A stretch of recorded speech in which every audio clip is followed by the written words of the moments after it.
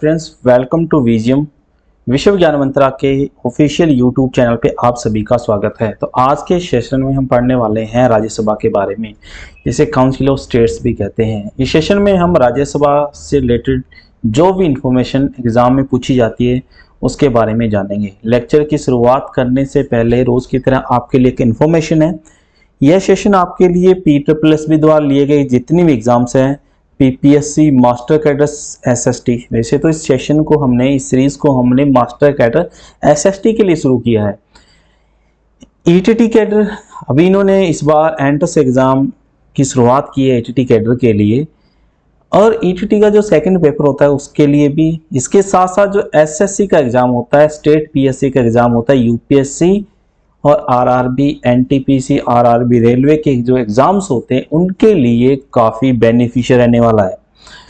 तो लेक्चर की शुरुआत करने से पहले जो भी हमारे ऑनलाइन प्लेटफॉर्म हैं उन पे आप जरूर विजिट कीजिए। विश्व ज्ञान मंत्रा यूट्यूब चैनल है, विश्व ज्ञान मंत्रा के नाम से फेसबुक पेज बना हुआ है, विश्व ज्ञान मंत्रा के नाम से ऑफिशियल टेलीग्राम चैनल बना हुआ है। वहाँ पे आपको डेली की जो अपडेट्स होती है वो अवेलेबल करवाई जाती है। एग्जाम्स के रिगार्डिंग कोई न्यू वैकेंसीज आउट होती है, प्लस फ्री स्टडी मटेरियल भी हमारे विश्व ज्ञान मंत्रा ऑफिशियल टेलीग्राम चैनल पे मिल जाएगा। विश्व ज्ञान मंत्रा इंस्टाग्राम पे भी है, फॉलो कर लेना। 91115001 पे आप हमें कॉल या मैसेज कर सकते हैं।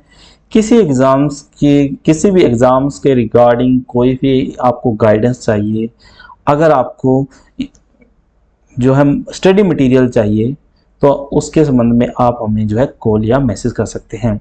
अगर आप हमारे चैनल पे पहली बार विजिट कर रहे हो तो विश्व ज्ञान मंत्रा यूट्यूब चैनल को सब्सक्राइब कर ले, वीडियो को लाइक करें और वीडियो को शेयर भी कर दे, और बेल आइकन को कर दें प्रेस, ताकि आपको मिलती रहे इंफॉर्मेशन टाइम टू टाइम। चलिए, तो राज्यसभा के बारे में जानते हैं सबसे पहले कि राज्यसभा का गठन कब होता है और राज्यसभा की क्या इंपॉर्टेंस है। तो राज्यसभा पार्लियामेंट, जो इंडियन पार्लियामेंट का जो कंसेप्ट है, इसको हमने ब्रिटिश पार्लियामेंट्री सिस्टम से जो है अडॉप्ट किया है, मतलब ब्रिटेन के कॉन्स्टिट्यूशन से हम इसको कह सकते हैं अडॉप्ट किया हुआ है।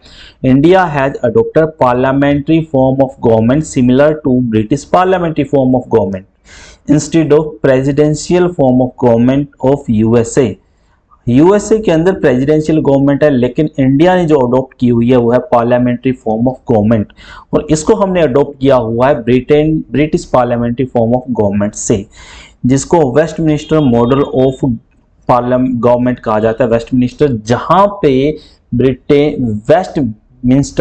जहां पे ब्रिटेन की पार्लियामेंट मौजूद है। तो हम ये कह सकते हैं कि जो इंडिया की जो पार्लियामेंट सिस्टम है उसको हमने फॉलो किया हुआ है। कौन से देश से? ब्रिटेन के पार्लियामेंट्री सिस्टम से। हमने प्रेसिडेंशियल फॉर्म ऑफ गवर्नमेंट को अडॉप्ट नहीं किया है। नेक्स्ट कहता है कि हमारे कॉन्स्टिट्यूशन के पार्ट 5 में आर्टिकल 79 से लेकर आर्टिकल 122 तक जो है पार्लियामेंट के बारे में बताया गया है। ठीक है ना। कौन सा? पार्ट 5। पार्ट 5 जो है इंडिया के कॉन्स्टिट्यूशन के अंदर लार्जेस्ट पार्ट है। टोटल 25 पार्ट है हमारे कॉन्स्टिट्यूशन में। टोटल नंबर ऑफ पार्ट्स जो है 25 है। ठीक है ना। उन 25 पार्ट्स में सबसे बड़ा पार्ट जो है, जिसमें सबसे ज्यादा आर्टिकल है, वो है हमारे कॉन्स्टिट्यूशन का पार्ट 5, जिसमें यूनियन गवर्नमेंट के बारे में, केंद्रीय सरकार के बारे में बताया गया है, जिसके अंदर प्रेसिडेंट, पार्लियामेंट, यूनियन गवर्नमेंट, इसके साथ साथ सुप्रीम कोर्ट के बारे में भी मेंशन किया गया है, के बारे में बताया गया है। अब हम देखते हैं कि हमारे कॉन्स्टिट्यूशन के अंदर पार्लियामेंट के कितने पार्ट के बारे में जिक्र किया गया है। देखिए, पार्लियामेंट की अगर पार्ट की बात करें, दो चीजें यहाँ पे। अगर आपसे ये पूछे कि हाउस ऑफ पार्लियामेंट, पार्लियामेंट के जो हाउस हैं, पार्लियामेंट के जो सदन है, अगर उनके बारे में पूछे तो फिर तो आएगा दो। एक तो आएगा लोकसभा और दूसरा आएगा राज्यसभा। पर आपसे अगर पार्ट्स ऑफ पार्लियामेंट पूछे, संसद के अंग पूछे, तो फिर आएगा 3, एक लोकसभा, दूसरा राज्यसभा, तीसरा प्रेसिडेंट। अब प्रेसिडेंट को जो है संसद का पार्ट क्यों माना जाता है? देखिए, संसद का पार्ट होता है हमारे देश का प्रेसिडेंट। कई बार ये क्वेश्चन आता है कि संसद के कितने पार्ट होते हैं? 3 पार्ट होते हैं। संसद का पार्ट, संसद का हिस्सा है हमारे देश का प्रेसिडेंट। कैसे? देखिए, कोई भी बिल कोई भी बिल एक्ट कब बन जाता है, कोई भी बिल है वो कानून कब बन जाता है, कानून बनने के प्रोसेस से कौन कौन से प्रोसेस से ये जाता है। सबसे पहले ये बिल जो है लोकसभा या राज्यसभा किसी भी हाउस के अंदर इंट्रोड्यूस होता है और उसके बाद में दोनों हाउस से अलग अलग या ज्वाइंट सीटिंग से अलग अलग ये पास हो जाता है या ज्वाइंट सीटिंग से पास हो जाता है, बस कॉन्स्टिट्यूशन अमेंडमेंट बिल ना हो या मनी बिल ना हो। तो अलग अलग हाउस से जैसे ये बिल पास हो गया, फाइनली उसके बाद में प्रेसिडेंट के इस बिल पे साइन होते हैं और प्रेसिडेंट के साइन के बाद में ये बिल क्या बन जाता है, एक्ट बन जाता है। तो बिल बनाने के प्रोसेस के अंदर जिस जिस प्रोसेस से ये जाता है तो उसको हम क्या कहते हैं, उसको हम कहते हैं लेजिस्लेचर प्रोसेस कहते हैं। उस लेजिस्लेचर प्रोसेस के अंदर लोकसभा भी आती है, राज्यसभा भी आती है और उसके अंदर प्रेसिडेंट को भी शामिल किया जाता है। आई होप कि आपको समझ में आ गया होगा कि प्रेसिडेंट जो है हमारे संसद का पार्ट क्यों होता है। नेक्स्ट कहता है कि 1954 तक 1954 तक जो राज्यसभा थी उसका नाम था काउंसिल ऑफ स्टेट्स, उसका नाम था काउंसिल ऑफ स्टेट, ठीक है। और जो लोकसभा थी उसका नाम था हाउस ऑफ पीपल। वैसे तो हम राज्यसभा ही कर रहे हैं। तो 1954 से पहले मतलब कि हमारे देश के अंदर राज्यसभा का गठन कौन से साल होता है, हमारे देश के अंदर राज्यसभा का गठन जो है वो होता है 3 अप्रैल 1952 ईस्वी के अंदर। हमारे देश में पहली बार जनरल इलेक्शन 1951 और 52 के अंदर करवाए जाते हैं। मतलब 1952 के अंदर ही लोकसभा का गठन होता है और 1952 के अंदर ही राज्यसभा का गठन कर दिया जाता है। तो इसका मतलब ये हुआ कि 1952 ईस्वी से लेकर 1954 ईस्वी तक, ठीक है ना, 3 साल तक जो है राज्यसभा से पहले इसका नाम होता था काउंसिल ऑफ स्टेट्स और लोकसभा का नाम होता था हाउस ऑफ पीपल। इसको हाउस ऑफ पीपल कहा जाता था और उसको कहा जाता था काउंसिल ऑफ स्टेट्स। अब इस कंसेप्ट को मैंने अभी आपको बताया ब्रिटेन के कॉन्स्टिट्यूशन से बोरो किया हुआ है, हमने ब्रिटेन के कॉन्स्टिट्यूशन से इसको अडॉप्ट किया हुआ है। तो ब्रिटेन के अंदर राज्यसभा को क्या कहा जाता है, ब्रिटेन के अंदर सिमिलर लोकसभा का जो सिमिलर हाउस है वो कौन सा है। तो राज्यसभा के सिमिलर जो हाउस है ब्रिटेन के अंदर उसको हम कहते हैं House of Lords, House of Lords. और ऐसे ही जो लोकसभा है उसको सिमिलरली ब्रिटेन के अंदर किस नाम से जाना जाता है, हाउस ऑफ कॉमन के नाम से, हाउस ऑफ कॉमन्स, मतलब कि आम लोगों का हाउस और ऊंची। तो अगर वही राज्यसभा के बारे में बात करें तो राज्यसभा जो है परमानेंट हाउस है, एक तो परमानेंट हाउस है, कभी डिजोल्व नहीं होएगा ये, ठीक है ना, बताएंगे क्यों नहीं होगा। दूसरा एक अपर हाउस है ये,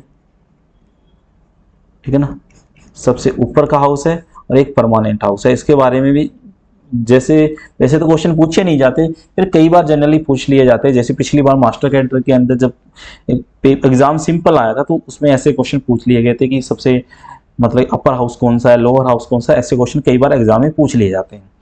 अब हम देखते हैं कि हमारे कॉन्स्टिट्यूशन के अंदर राज्यसभा के बारे में कहाँ पे जिक्र किया गया। देखिए आर्टिकल 79 जो है वो बात करता है संसद के बारे में। संसद मतलब लोकसभा, राज्यसभा, ठीक है ना, और प्रेसिडेंट के बारे में। वैसे तो आर्टिकल 52 से लेकर जो आगे 52, 53, 54, 5, 6 यहाँ तक मेंशन किया गया, लेकिन जब संसद की बात करते हैं तो उसमें 3 पार्ट आ गए, लोकसभा, राज्यसभा और राष्ट्रपति। तो 79 संसद के बारे में बात करता है, 80 जो आर्टिकल है वो राज्यसभा के बारे में बात करता है, राज्यसभा, ठीक है। और वहीं आर्टिकल 81 जो है वो बात करता है किसके बारे में, लोकसभा के बारे में, लोकसभा के बारे में। तो इसको याद कैसे रखना, आर्टिकल 79, 80 एंड 81। तो संसद से संसद, राज्यसभा और लोकसभा। तो इसको सरल बनाने के लिए आप सरल ट्रिक का यूज कर सकते हो। इस ट्रिक के अंदर आएगा सरल। 79 जो संसद के बारे में बात करता है, 80 जो है राज्यसभा के बारे में बात करता है और 81 जो है वो लोकसभा के बारे में बात करता है। आई होप कि ये चीज भी आपको अच्छे से समझ में आ गई होगी। नेक्स्ट क्या कहता है, नेक्स्ट कहता है कि हमारे देश के अंदर राज्यसभा का पहली बार गठन जो है कौन से साल हुआ था, 3 अप्रैल 1952 को हुआ था। तब इसकी जो सीटें थी टोटल 216 सीटें थी, 216 सीटें। 216 में से अगर मैं 12 माइनस कर दूं तो कितना आ जाएगा, 204। तो 204 जो सीटें थी वो इलेक्टेड सीटें थी। मतलब 1952 ईस्वी के अंदर जब हमारे देश में राज्यसभा का पहली बार गठन होता है, इलेक्शन करवाया जाता है, तब इलेक्टेड सीटें जो थी टोटल वो थी 204 और वहीं 12 सीटें जो थी वो नॉमिनेशन थी, नॉमिनेटेड मेंबर थे। आपको पता है, इसके बारे में हम नेक्स्ट स्लाइड में जिक्र करेंगे।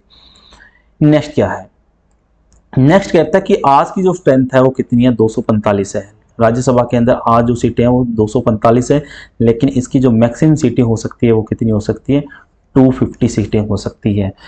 अब ये जिक्र किया गया कि 2026 तक जो है राज्यसभा, लोकसभा, विधानसभा की जितनी भी सीटें हैं उनमें कोई चेंज नहीं किया जाएगा। नो चेंजेस इन सीट्स, सीटों के अंदर कोई भी चेंज नहीं किया जाएगा। कब तक, 2026 तक, याद रखिएगा। नेक्स्ट कहता है कि आज के समय में जो टोटल 245 सीटें हैं, राज्यसभा की 245 सीटें, उनको इस प्रकार से डिवाइड किया गया है कि जो स्टेट से आने वाली सीटें हैं, स्टेट से जो सीटें आती है, मेंबर आते हैं, वह 225, वह यूटी से 8 सीटें आती है और नॉमिनेशन कितने हैं, 12। अगर इनका हम टोटल करें तो कितनी आएगी, 245। वही यूटीज कितनी है हमारे देश के अंदर, 8 यूटीज है। उन 8 यूटीज के अंदर राज्यसभा से कितनी यूटी से सीटें आती है, तो याद रखना दिल्ली से 3 राज्यसभा से सीटें हैं। वहीं पुडुचेरी की बात करें तो पुडुचेरी की जो सीटें हैं 1 है, और वहीं जम्मू कश्मीर के लिए राज्यसभा से 4 सीटें हैं। तो टोटल 8 जो सीटें हैं यूटी से आती है राज्यसभा के अंदर।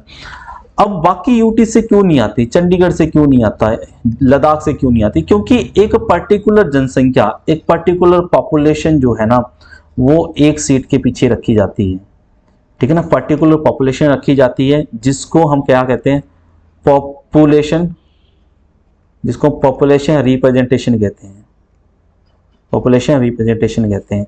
मतलब कि एक सीट के पीछे एक पर्टिकुलर जनसंख्या हमारे देश की होती है, वोटर्स नहीं, पर्टिकुलर जनसंख्या होती है। इसी वजह से जो है सभी यूटीज के अंदर जो है राज्यसभा के अंदर सीटें नहीं है। दिल्ली के अंदर 3 राज्यसभा से सीटें हैं, पुडुचेरी से 1 है, और जम्मू कश्मीर से जो है 4 सीटें रखी गई हैं। एक चीज मैं यहाँ पे आपको मेंशन करवा देता हूं कि जो राज्यसभा का जो इलेक्शन होता है, चलिए देखते हैं कि हम उसके बारे में मेंशन है क्या। नेक्स्ट स्लाइड पे देखिए, वहीं राज्यसभा के बारे में हमारे कॉन्स्टिट्यूशन का जो शेड्यूल 4 है, ठीक है ना, उसके बारे में जिक्र किया गया। शेड्यूल 4 जो है वो राज्यसभा की सीटों के बारे में बताता है, ठीक है ना, कि उनकी जो सीटें हैं वो कैसे आती है, राज्यों से कैसे चुनाव लड़ा जाता है, ठीक है, और यूटी से जो है सीटें कैसे आती है उसके बारे में बताया गया है। देखिए, नॉमिनेशन इन राज्यसभा, राज्यसभा के अंदर जो है नॉमिनेशन का जो कंसेप्ट है, इस कंसेप्ट को हमने बोरो किया हुआ आयरलैंड से। कई बार ये क्वेश्चन आता है कि राज्यसभा से नॉमिनेशन जो होता है 12 मेंबर्स का, वो 12 मेंबर्स का जो नॉमिनेशन है उसको कहां से हमने, किस देश से हमने अडॉप्ट किया हुआ है। देखिए, तो ये जो 12 नॉमिनेशन है, इनको नॉमिनेट करता है कौन, हमारे देश के प्रेसिडेंट द्वारा। हमारे देश के प्रेसिडेंट द्वारा नॉमिनेट किया जाता है। 4 आधार है, आपको पता है। पहला है आर्ट, दूसरा है सोशल सर्विस, तीसरा है साइंस, और चौथा है लिटरेचर। तो इन 4 से टोटल 12 मेंबर्स आते हैं।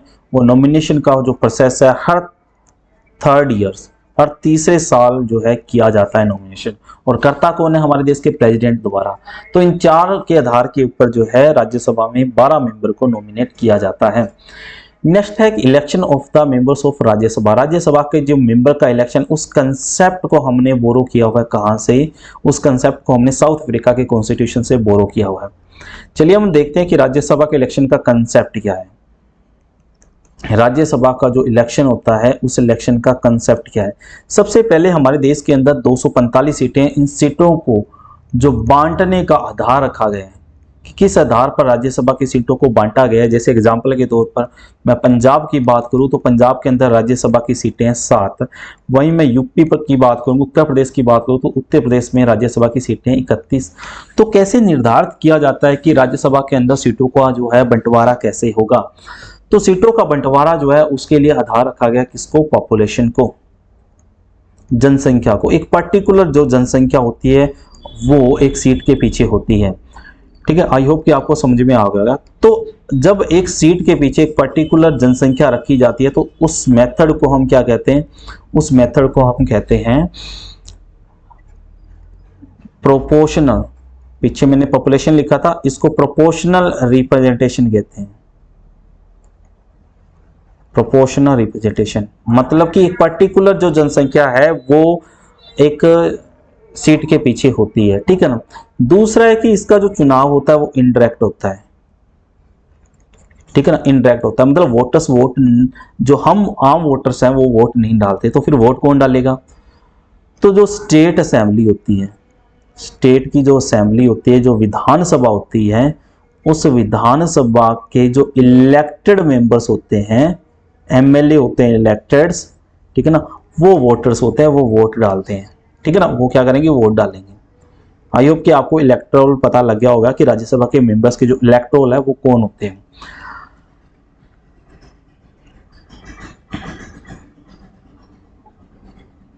चलिए, उसके बाद में नेक्स्ट जो मेथड फॉलो किया जाता है उसको हम कहते हैं सिंगल ट्रांसफरेबल वोटिंग सिस्टम।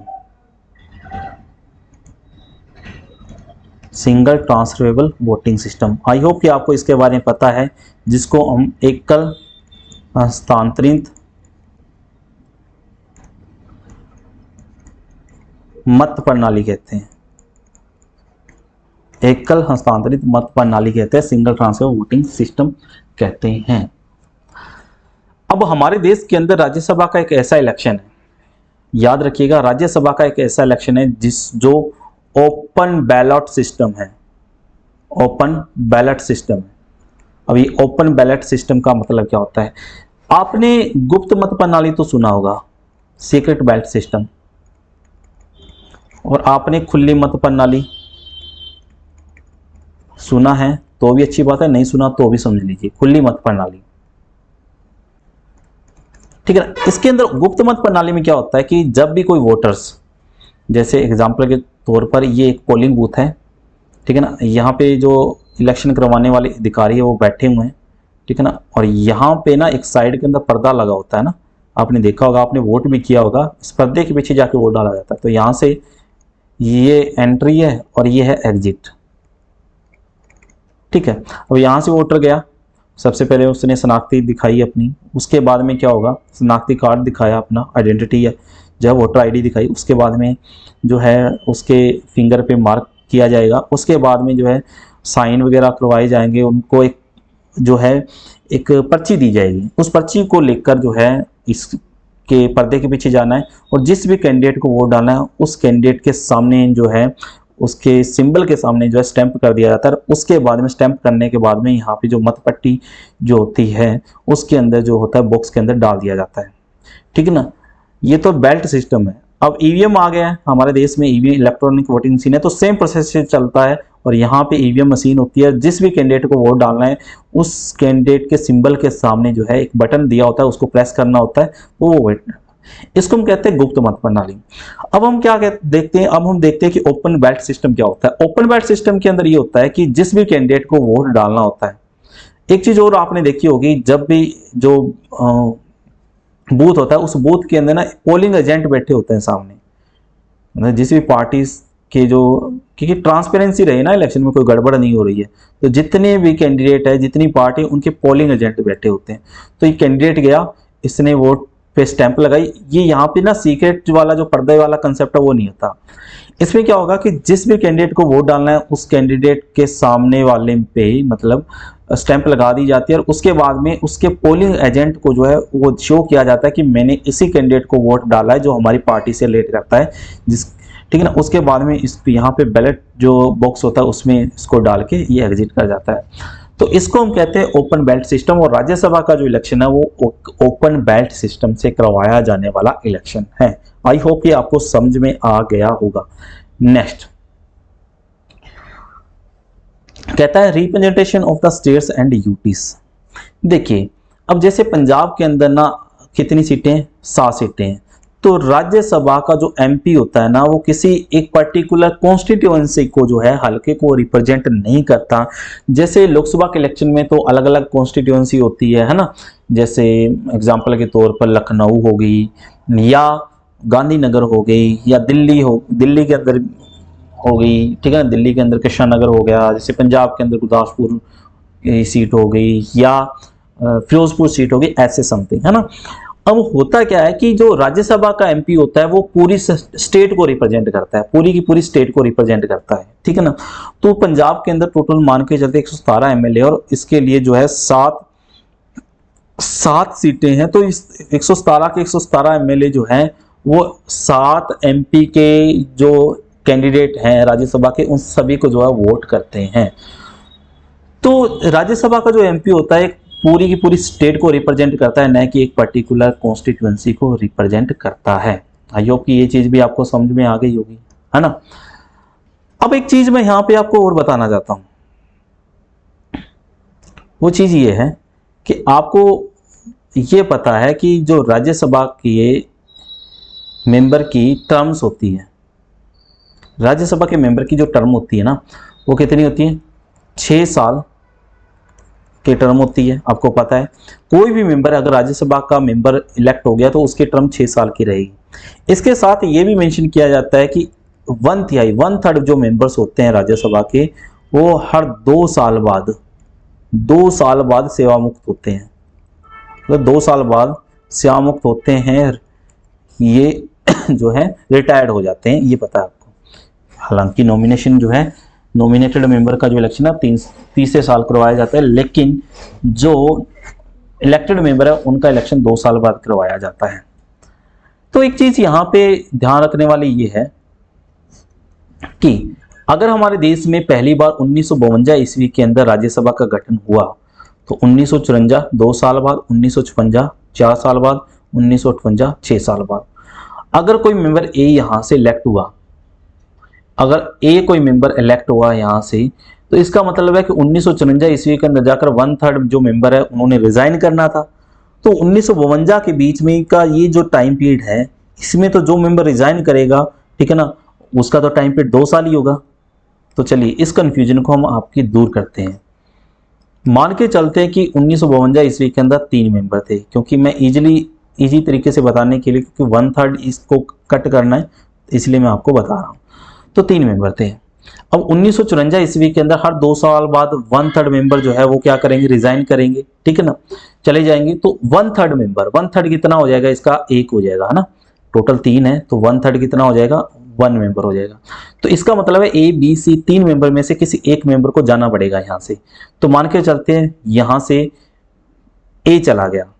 ए क्यों जाएगा? ए कहेगा नहीं जी मैं तो क्यों जाऊंगा, मैं तो यहाँ पे रहूंगा, मैं तो 6 साल पूरे करूंगा, मैं तो 1958 ईस्वी के अंदर रिटायर होऊंगा, ठीक है ना। पर इस मेथड को लागू करवाने के लिए पहली बार, मतलब कि 1952 ईस्वी के अंदर जिस कंसेप्ट को फॉलो किया गया था वो कंसेप्ट था लॉटरी सिस्टम। मतलब लॉटरी सिस्टम से जो है मेंबर्स को बाहर निकाला गया था। मतलब दूसरे साल जो है 1/3 मेंबर को बाहर निकाला गया था, और जिस मेथड से निकाला गया था वो मेथड था लॉटरी सिस्टम। अब हम देखते हैं कि लॉटरी सिस्टम से कैसे निकाला गया था। 1952 ईस्वी के अंदर 3 मेंबर आए। मान के चलते इन तीनों मेंबर में से लॉटरी निकाली गई कि भाई आप में से तीनों में से जिसका भी नाम आएगा ना, एक पर्ची निकालेंगे और जिसका भी नाम आएगा उसको बाहर जाना पड़ेगा। मैंने कहा चलो ठीक है भी। तो लॉटरी डाली गई, उस लॉटरी के अंदर जो ए का नाम आ गया और एक को कर दिया बाहर, एक नया मेंबर आ गया डी, ठीक है, वो बाहर हो गया, इसकी जगह पे एक नया मेंबर आ गया। चलिए फिर अगेन जो है 1954 ईस्वी के अंदर फिर लॉटरी सिस्टम से, 1956 ईस्वी के अंदर फिर लॉटरी सिस्टम से किया गया। इस बार इन दोनों की इंप्लीमेंट किया गया। तो बी जो है लॉटरी सिस्टम से बाहर हो गया, सी आ गया, ठीक है ना, डी आ गया, ठीक है ना, एक नया मेंबर आ गया ई। अब क्या होगा, यहां पे सी के 2 साल पूरे हो गए, फिर यहां पे सी के 2 साल पूरे हो गए। अब 1958 ईस्वी के अंदर सी के कितने साल पूरे हो जाएंगे? 6 साल पूरे हो जाएंगे। एक नया मेंबर आ जाएगा एफ। सी के यहाँ पे 6 साल पूरे हो गए हैं। तो इस कंसेप्ट को जो है बाद में जो है रिपीट किया गया, मतलब कंटिन्यू रहा ये, ठीक है ना। तो इस प्रकार से जो मेंबर है वो 1/3 जो मेंबर है, इस कंसेप्ट को हर 2 साल के बाद में जो है इंप्लीमेंट किया जाता है, ताकि हर मेंबर जो है उसका कार्यकाल 6 साल का रहे, और इसके साथ साथ जो है हर 2 साल के बाद में 1/3 मेंबर जो है वो रिटायर भी हो जाए। आई होप कि आपको ये चीज समझ में आ गई होगी। नेक्स्ट, अब हम देखते हैं क्वालिफिकेशन ऑफ मेंबर्स। मेंबर की क्या क्वालिफिकेशन रहती है? सबसे पहले तो भारत का नागरिक हो, ठीक है ना, भारत का नागरिक हो। दूसरा 30 ईयर्स, 30 साल की जो एज है पूरी हो, 30 साल की एज जो है वो पूरी होनी चाहिए, है ना। 30 साल की जो एज है वो पूरी होनी चाहिए, ठीक है। इसके साथ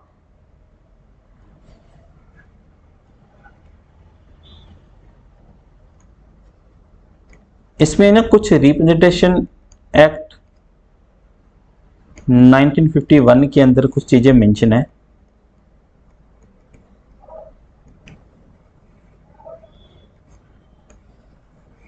ठीक है ना, उसके अंदर कुछ चीजें मेंशन है, उसके बारे में भी जो है रिप्रेजेंटेटिव एक्ट 1951, मतलब कि भारत का नागरिक हो, 30 साल की एज पूरी हो, इसके अलावा कुछ और क्वालिफिकेशन रहती है जो कि रिप्रेजेंटेटिव एक्ट 1951 के अंदर मेंशन है, उसको हम अलग से देखेंगे। अब देखिए, राज्यसभा का जो मेंबर होता है ना, उसका कार्यकाल कितने साल का, अभी मैंने बताया आपको, इसका कार्यकाल कितने साल का होता है, 6 साल का होता है ना। क्या इसके बारे में हमारे संविधान के अंदर जिक्र किया गया? क्या 6 साल का कार्यकाल संविधान में इसका जिक्र है? तो इसका आंसर है बिल्कुल नहीं है।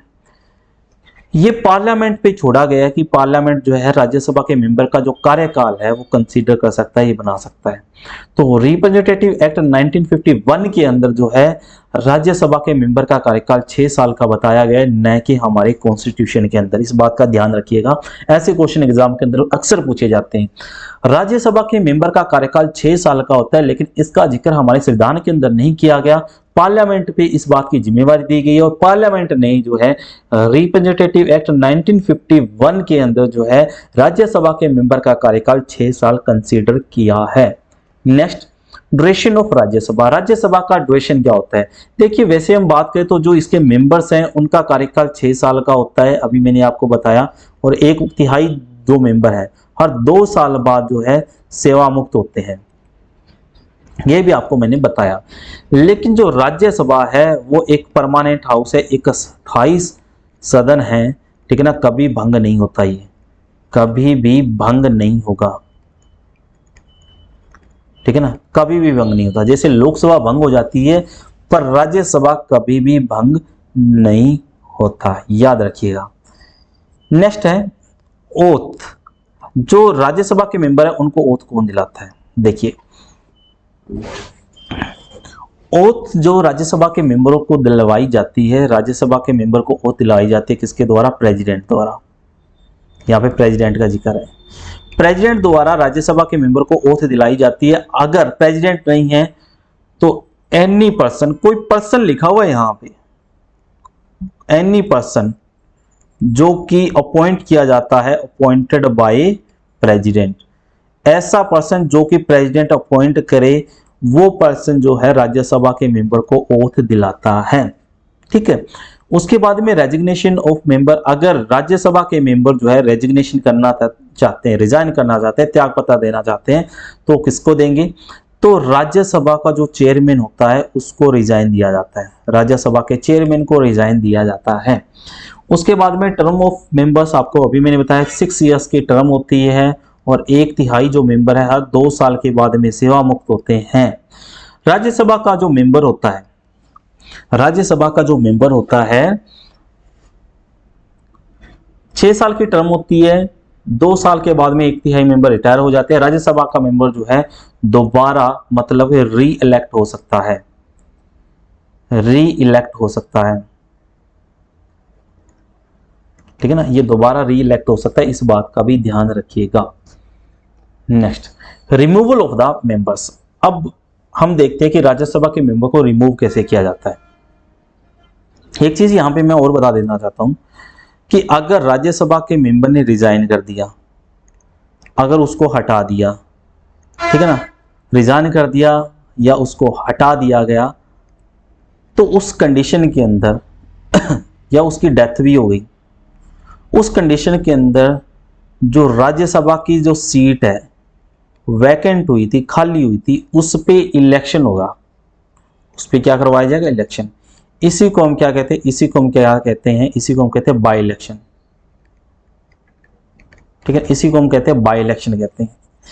तो जो न्यू मेंबर आएगा ना, राज्यसभा का जो नया मेंबर आएगा, वो याद रखना जो रिमेनिंग बची हुई टर्म जो है, बची हुई जो टर्म है वो पूरी करेगा। एग्जाम्पल के तौर पर अगर रिजाइन कर दिया, रिमूव कर दिया या डेथ हो गई और 4 साल की टर्म पूरी की थी, तो जो नया सीट वैकेंट हो गई, जो नया मेंबर आएगा वो 2 साल की टर्म पूरी करेगा, न कि बची हुई टर्म पूरी करेगा। राज्यसभा के बारे में ये ध्यान रखना।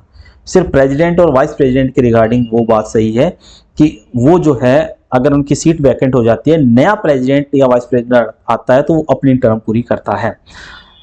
राज्यसभा के मेंबर को रिमूव करने के दो तरीके हैं। एक तो है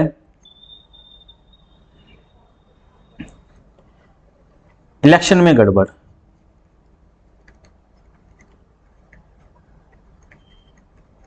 इलेक्शन में गड़बड़ कर देता है, इलेक्शन में गड़बड़, ठीक है ना। तो इलेक्शन में अगर गड़बड़ हो जाती है किसी भी कारण से, जैसे जो प्रॉपर्टी है उसका ब्यौरा सही तरीके से नहीं दिया, या उस पर कुछ एलिगेशन लग जाते हैं और जो सजा है वो 2 साल से ज्यादा सुना दी जाती है, तो उसकी जो सीट है वो खाली हो जाती है ना। तो इलेक्शन में गड़बड़ हो जाए, इलेक्शन में अगर गड़बड़ होती है तो इसके संबंध में जो है election commission of India, election commission of India जो है वो इस बात की जांच करेगा और इसके संबंध में जो है वो हमारे देश के प्रेसिडेंट को ये इन्फॉर्म करेगा, या वो जांच की जो रिपोर्ट है वो देगा। प्रेसिडेंट जो है इस कंडीशन के अंदर उस मेंबर को जो है रिमूव कर देता है। मतलब इलेक्शन में गड़बड़ होती है, किसी भी राज्यसभा के किसी मेंबर द्वारा गड़बड़ की जाती है तो उस कंडीशन में इलेक्शन कमीशन की सिफारिश पे प्रेसिडेंट द्वारा उसको रिमूव कर दिया जाता है।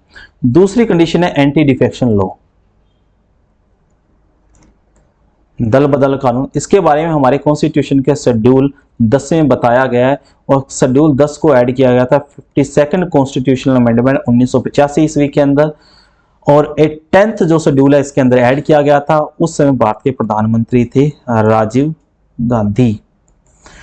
तो दल बदल कानून के अंदर क्या होता है, अगर कोई विप की बात नहीं मानता, मतलब कि कोई मेंबर, पार्टी का जो मेंबर है वो विप की बात नहीं मानता, पार्टी के खिलाफ जाता है, पार्टी के खिलाफ जाकर काम करता है, ठीक है ना, पार्टी के खिलाफ जाकर काम करता है। अगर कोई नॉमिनेटेड मेंबर है वो जो है कोई दूसरी पार्टी ज्वाइन कर लेता है 6 महीने के बाद में, अगर कोई आजाद उम्मीदवार है वो कोई पार्टी ज्वाइन कर लेता है, तो ठीक है ना, तो उस कंडीशन के अंदर जो है किसी भी मेंबर पे जो है एंटी डिफेक्शन लॉ लाया जा सकता है। और इस कंडीशन में जो है राज्यसभा का अगर वो मेंबर है तो राज्यसभा के मेंबर के मामले में जो राज्यसभा का चेयरमैन होगा, ठीक है ना, चेयरमैन जो है वो उस मेंबर को जो है रिमूव कर देगा राज्यसभा से, ठीक है ना। तो इस दो कंडीशन में राज्यसभा के मेंबर्स को जो है रिमूव किया जाता है।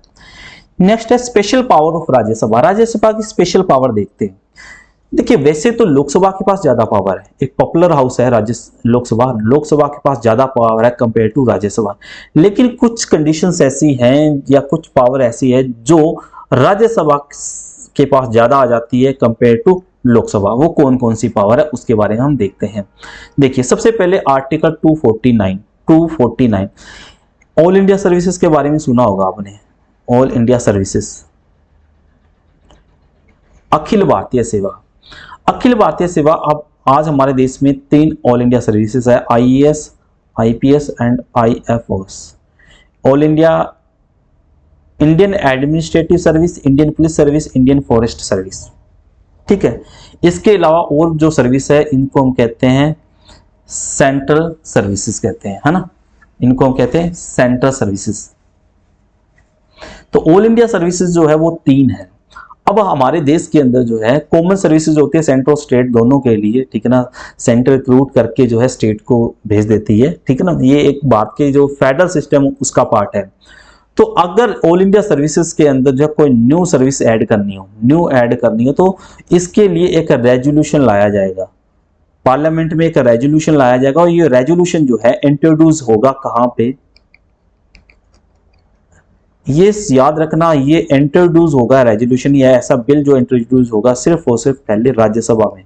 राज्यसभा अगर इस बिल को, ऐसे रेजोल्यूशन को इंट्रोड्यूस करती है तभी जाके जो है एक न्यू ऑल इंडिया सर्विस जो है वो क्रिएट हो पाती है। आई होप कि ये चीज भी आपको समझ में आ गई होगी। नेक्स्ट है आर्टिकल 312। मैंने यहाँ पे थोड़ा आपको जो अभी मैंने बताया आपको वो था आर्टिकल 312 के रिगार्डिंग, मतलब ऑल इंडिया सर्विस जो है, मैं यहाँ पे दोबारा अपनी मिस्टेक को यहाँ पे सही कर देता हूँ। आर्टिकल 312 जो है वो ऑल इंडिया सर्विसेज की बात करता है, ऑल इंडिया सर्विसेज। अगर इसमें न्यू ऐड करनी हो, वैसे मैंने आपको बता दिया कितनी ऑल इंडिया सर्विसेज होती है, 3। अगर इसमें न्यू ऐड करनी हो तो राज्यसभा जो है एक रेजोल्यूशन पास करेगी, ठीक है ना। उसके बाद में जो है एक नई जो है ऑल इंडिया सर्विस आएगी, उसके बाद में ये लोकसभा में जाएगी, ठीक है। तो मैंने बाई मिस्टेक 249 के संबंध में ये बात बोल दी थी, लेकिन अभी मैं इसको दुरुस्त कर रहा हूं और आर्टिकल 312 के बारे में ही है।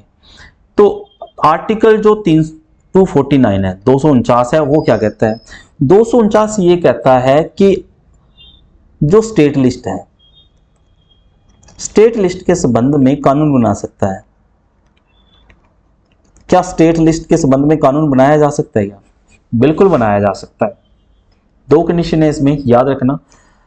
हमारे कॉन्स्टिट्यूशन का जो शेड्यूल 7वां है, उस शेड्यूल 7 के अंदर ना 3 लिस्ट दी गई है।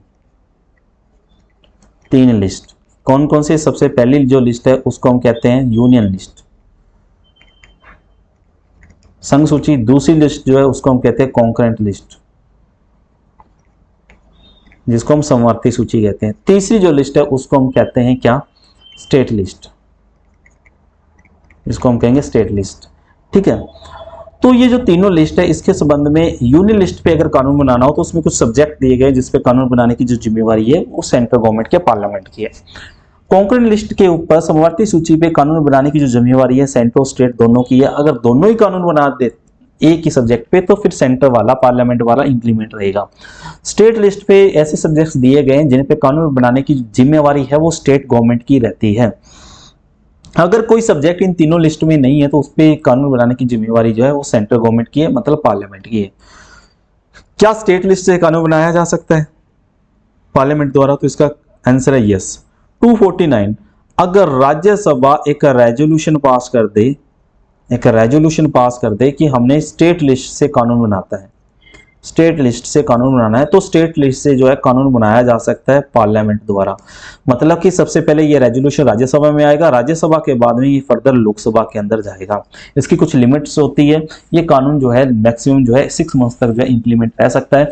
अगर वो स्टेट चाहे, ठीक है ना, तो उस कानून को जो है फर्दर कंटिन्यू रख सकता है। अगर नहीं कंटिन्यू रखना तो इस कानून को डिसॉल्व कर सकता है, याद रखिएगा, ठीक है। इसके अलावा 2 या 2 से ज्यादा स्टेट जो है सेंटर को, पार्लियामेंट को या सेंट्रल गवर्नमेंट को रिक्वेस्ट करते हैं कि आप स्टेट लिस्ट के संबंध में एक इस पे कानून बना दीजिए, तो भी जो है पार्लियामेंट द्वारा कानून बनाया जा सकता है। उसके बाद में हम देखते हैं कि जो रिमूवल ऑफ वाइस प्रेसिडेंट, हमारे देश के वाइस प्रेसिडेंट को हटाने का जो प्रोसेस है, जो रेजोल्यूशन है, ठीक है ना, वो हमेशा ही कहां पे इंट्रोड्यूस किया जाता है? राज्यसभा के अंदर इंट्रोड्यूस किया जाता है, ठीक है ना। और इसको पास किया जाता है majority of the total member of the house. Rajya Sabha, Rajya Sabha के जितने मेंबर है, 245 मेंबर है, उसकी मेजॉरिटी कितनी होगी? 126 होगी। तो 126 मेंबर से जो है ये रेजोल्यूशन पास किया जाता है। कहां से? यस, राज्यसभा से 14 दिन का एडवांस नोटिस देकर। तो वाइस प्रेसिडेंट को हटाने का जो प्रोसेस है वो राज्यसभा से स्टार्ट होता है, उसके बाद में ये लोकसभा में जाता है, लोकसभा में सिंपल मेजॉरिटी से जो है पास हो जाता है। तो ये थी कुछ विशेष बातें, स्पेशलिटी राज्यसभा के बारे में। आई होप कि आपको बहुत कुछ जानने को मिल रहा होगा राज्यसभा के बारे में। नए सेशन में हम पढ़ने वाले हैं लोकसभा के बारे में। अगर आप हमारे चैनल पर पहली बार विजिट कर रहे हो तो हमारे चैनल को सब्सक्राइब कर दें, वीडियो को लाइक कर दें और वीडियो को शेयर कर दें। बेल आइकन को कर दें प्रेस, ताकि आपको वीडियो की नोटिफिकेशन टाइम टू टाइम मिलती रहे। कल हम फिर एक नए सेशन के साथ, लोकसभा सेशन के साथ आपके सामने रूबरू होंगे। Thank you for watching. पढ़ते रहिए, बढ़ते रहिए।